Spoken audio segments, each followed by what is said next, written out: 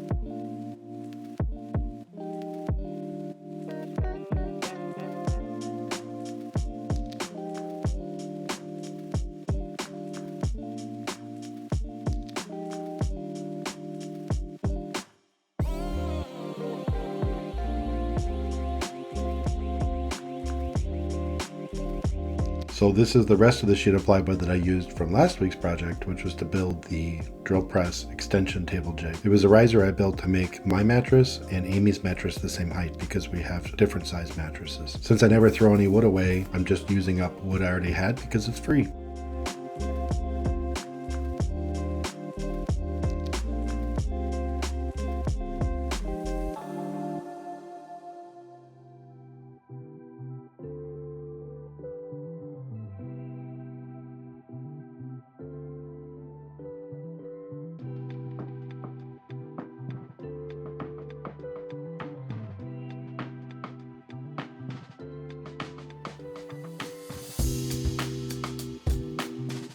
So I knew when I welded this thing up that it would be impossible to slip a sheet of plywood into this lower top layer. So I planned all along to make a split top where I slip the two halves in and then attach them from underneath.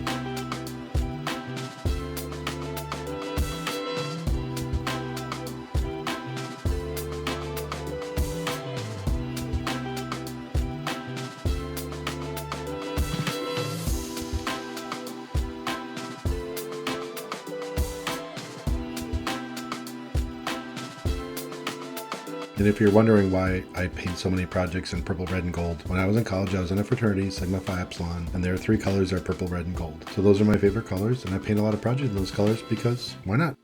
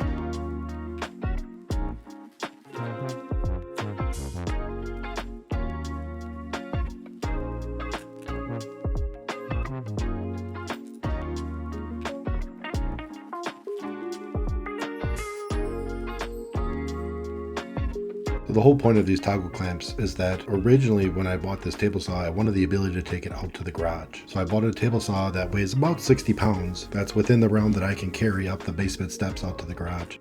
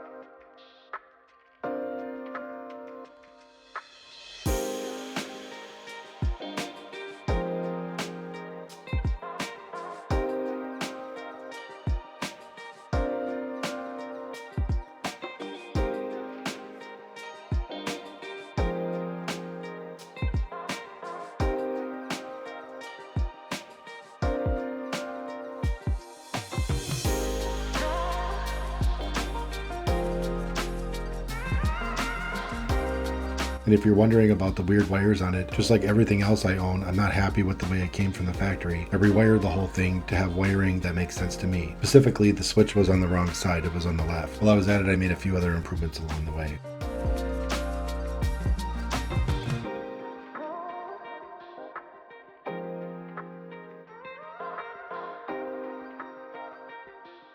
So this thing weighs a ton. I bet it weighs over 100 pounds. The saw itself weighs 60 pounds, plus the stuff I put in underneath. It's probably 150 to 200 pounds, and that's what I was shooting for. When I lock all 4 tires in this thing and push a big piece of wood through it, it does not move.